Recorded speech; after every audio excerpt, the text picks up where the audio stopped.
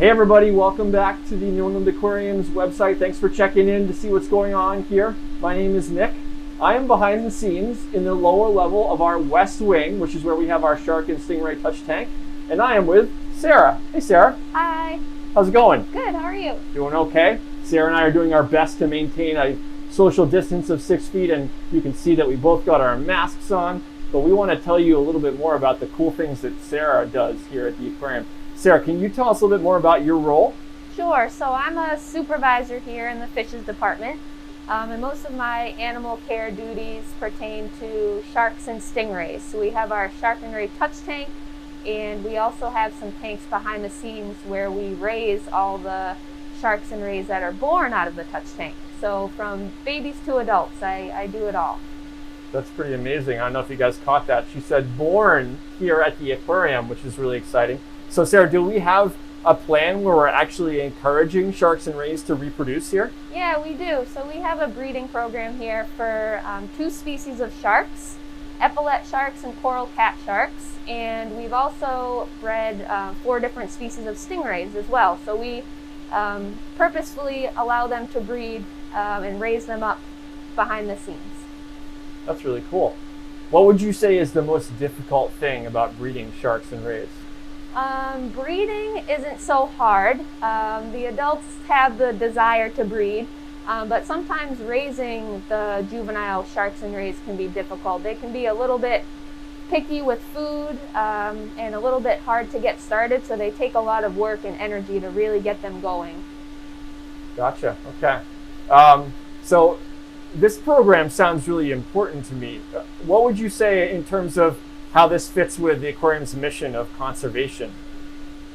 Yeah, so this breeding program is really important because it allows us to provide for ourselves for some of our exhibits. So instead of taking these species from the wild, we're able to breed them here and can provide our exhibits with animals on our own. So we're sort of conserving those wild populations. Yeah, that fits really well with our mission here for sure. Very cool. So I think we're going to actually feed some of the animals right now and take a closer look at some of the things that you do to care for them behind the scenes. Yeah, we sure are. So we'll start with this tank behind me. We have some animals in holding. We're going to feed them, and then we'll head over to my tanks behind the scenes with all the juvenile sharks and stingrays, and we'll feed them too. Awesome. Very cool. All right, stay tuned. Here we go. It's time to feed the adults. Here, Sarah begins to introduce food into our largest holding tank behind the scenes that is home to both rays that were formerly in our shark and ray touch tank upstairs and breeding adult sharks as well. Food is an important component of care for our animals, both young and old. In the case of shark and ray pups, Sarah needs to consider a bunch of different factors when choosing what to feed them. These factors include how much food they need to grow, what size of food is appropriate, and what their normal diet would be. Side note, animal diets and preferences can change as they grow, just like humans. Part of being a good shark mom is making sure that all pups get the attention that they need. Here, Sarah has created a special feeding opportunity for one of the epaulet shark pups. This particular female lives with 11 other pups, and she's a bit slower than the rest and doesn't compete for food as well. Sarah is teaching her to come up to a basket so that she can eat alone at her own pace and get enough food. As the video started, you noticed Sarah shaking something in the water, a rattle that makes a sound this particular female pup has learned to associate with feeding.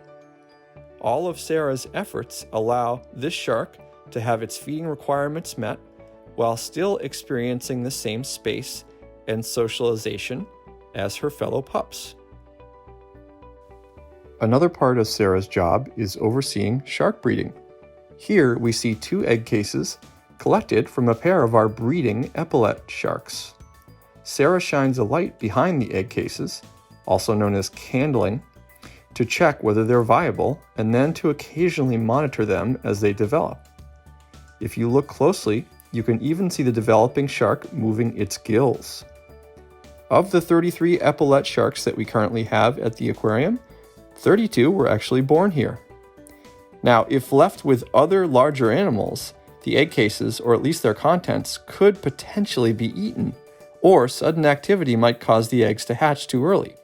So, Sarah keeps the eggs alone in a calm, clean place with plenty of water flow, and these are ideal conditions to keep the eggs healthy as they develop. Part of the regular care of our animals, particularly our younger animals, is to track growth parameters such as their weights.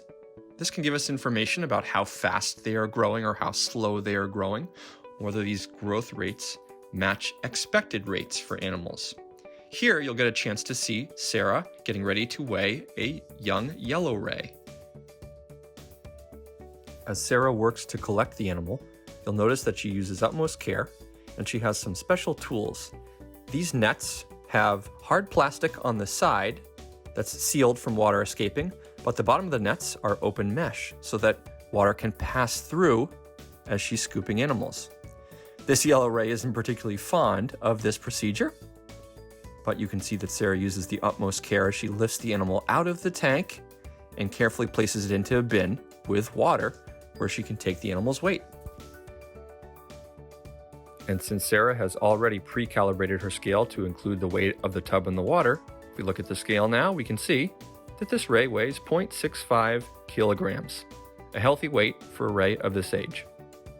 Now that the procedure is complete, you can see Sarah taking the utmost care in collecting the yellow ray from the tub, including using some water in her net, and returning the yellow ray to its home tank.